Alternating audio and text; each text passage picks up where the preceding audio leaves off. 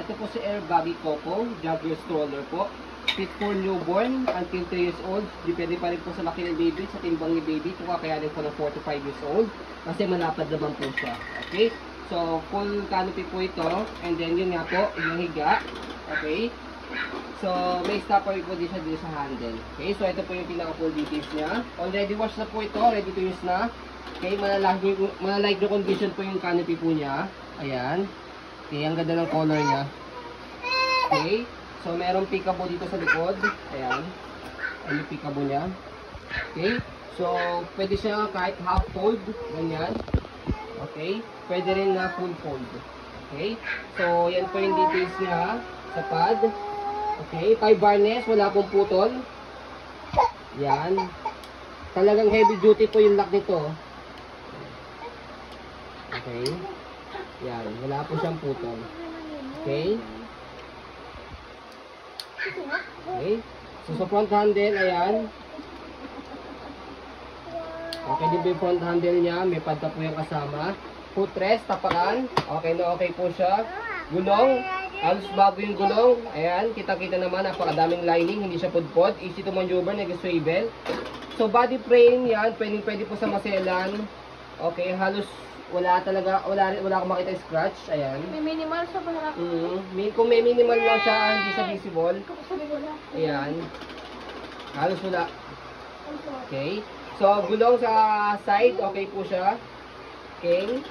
Sa likod, ayan. Hindi po siya faded, wala po siya discoloration. So, kapag hiniga po siya, di-zipper po siya dito sa gilid. Ayan. So, kakaiba po ito sa, compare sa mga typical na normal stroller. Ayan. Kaiga. Sa kanya po ilalagay po ito. Okay. Hindi kita sa video. Okay. So, yan, nakaiga siya. Okay. So, kapag naman po, uupo po din nyo, semi-reclined. Okay, zipper nyo na ulit. Photo mo yung expect sa video. Okay, so, meron siyang pocket dito. Sa likod, ayan. Okay din po yung basket niya. Yan. So, stopper niya, ito, baba nyo lang po siya.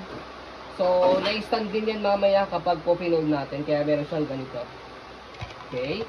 So, meron din po siyang lagayan ng bottle dito. Kaya nga po siya tinatawag na jogger stroller kasi pang-jogging po siya. Kaya meron dito tumbler, lagayan. Okay, sa gulong sa kabila, okay din po siya. Body frame. Ayan.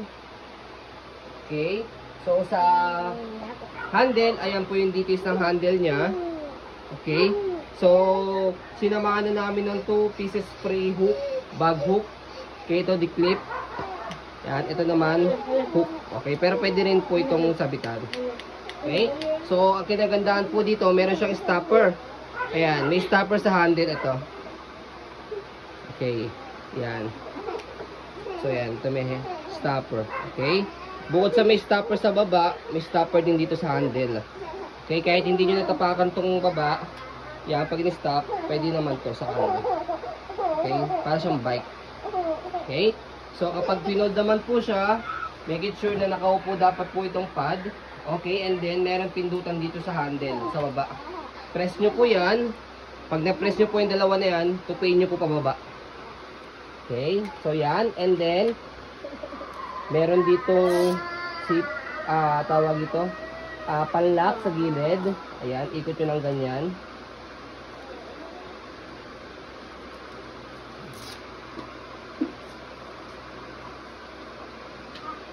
Okay.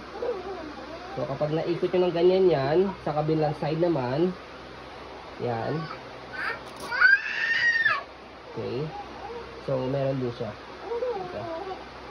Ito. Okay. So, ayan.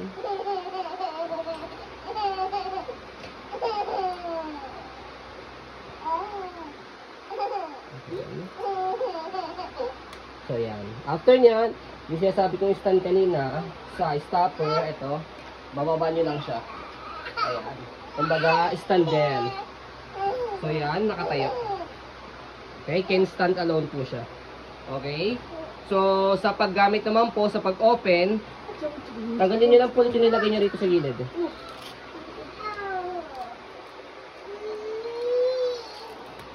Yan.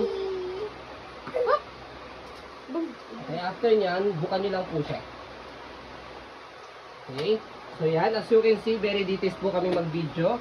Kasi ang shop policy po namin is no refund, no exchange. What you see is what you get po. So yun, kung may makikita po kayo, by the way, additional ko lang ito. Hindi po yan dumi. Okay? Watermarks po yan. Okay? So punasan nyo lang po yan. O kaya kung gusto nyo po para mawala yung wash nyo lang po ulit. Kung hindi po kayo satisfied sa wash po namin, para mawala po yan. Okay? So yun po, maraming salamat. Have a nice day and God bless po.